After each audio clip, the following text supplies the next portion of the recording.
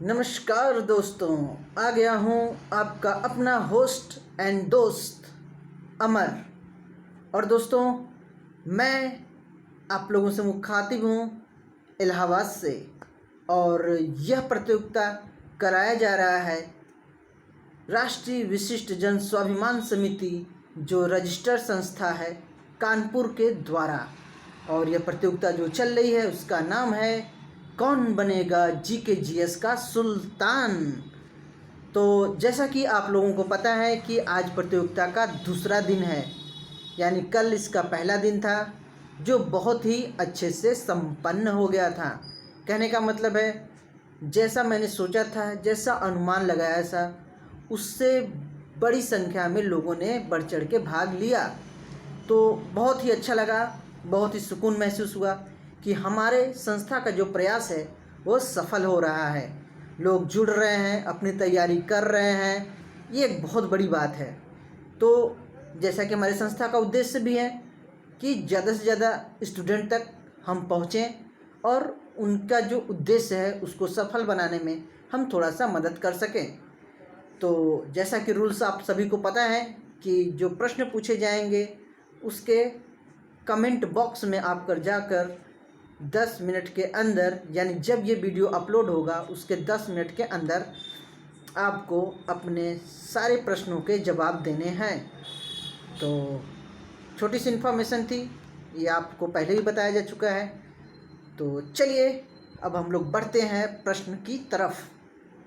तो सबसे पहले प्रश्न हम लोग लेते हैं इतिहास के क्षेत्र से। तो आपका पहला प्रश्न है, ध्यान से सुनिएगा।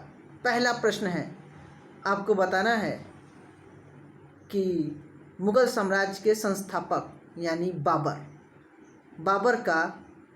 बाबर के पिता का क्या नाम था। ये पहला प्रश्न है, बाबर के पिता का क्या नाम था, ये आपका पहला प्रश्न है।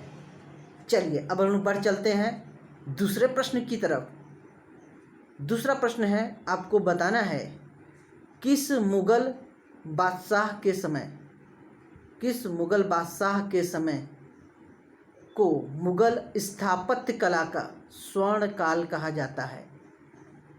यानी मुग़ल काल के स्थापत्य कला का स्वर्ण काल किस मुग़ल बादशाह के शासन के समय को कहा जाता है। ये दो प्रश्न आपके हो गए इतिहास से। चलिए अब हम लोग बढ़ते हैं भूगोल की तरफ। भूगोल से दो प्रश्न, यानी दो प्रश्न इतिहास से, दो प्रश्न भूगोल से। तो आपका तीसरा प्रश्न है, ध्यान से सुनिएगा। आपका तीसरा प्रश्न है जो भूगोल से है, उसका आपको बताना है कौन से महाद्वीप में जल विद्युत की अपार संभावना है। आपको उस महाद्वीप का नाम बताना है जहाँ पर जल विद्युत की अपार संभावना है।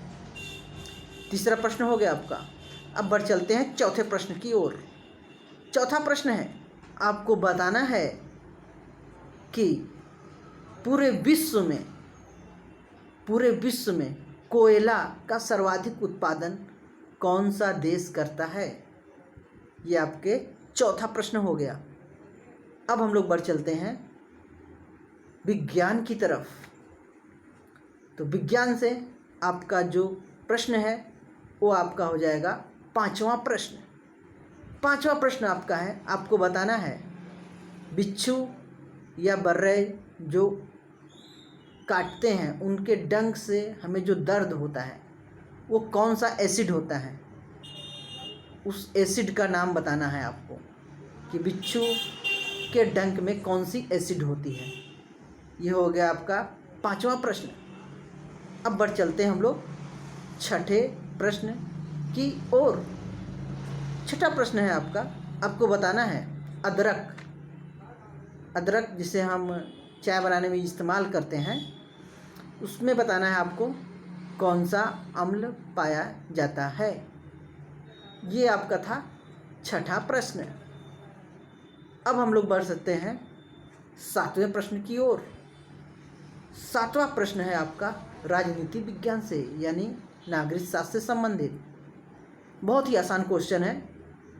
आपको बताना है कि संविधान के अंतर्गत मौलिक कर्तव्य किस अनुच्छेद में वर्णित हैं? बिल्कुल सिंपल सा क्वेश्चन है, आप बिल्कुल आसानी से इसका जवाब दे देंगे।